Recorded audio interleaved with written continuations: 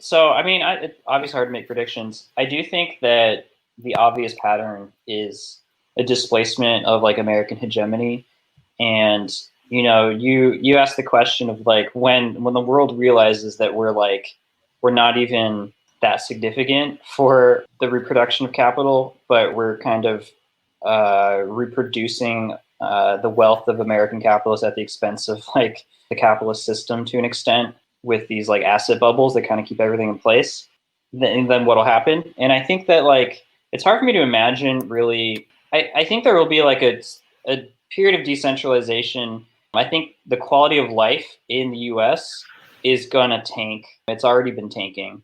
Yeah. It's going to become more widespread.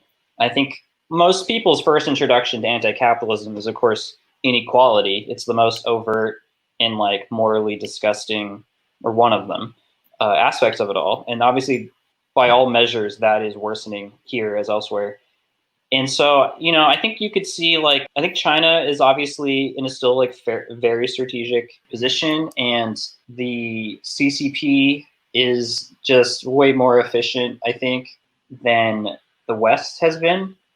But like Dick was saying, like there's almost like these like microcycles where you can kind of trace out the trajectory of like the U.S. boom to downturn in miniature with China, which has kind of benefited from the U.S. downturn in terms of relocating production and like fucking doubling their production capacity like every 5 years or whatever, from like the mid to late 80s till around 2015. And it seems to be kind of slowing down, and they're kind of transitioning to a similar model of like trying to claw their way upstream of the global value chains. And like that's what the Belt and Road kind of signifies, as like Dick was saying.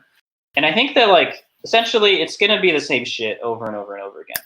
Yeah. And the US in particular, or Europe even in particular, things are going to get very turbulent and are going to become like unrecognizable. And I think like it'll just get more and more fucked up and insane and violent in the US as we go further past the point of no return on that.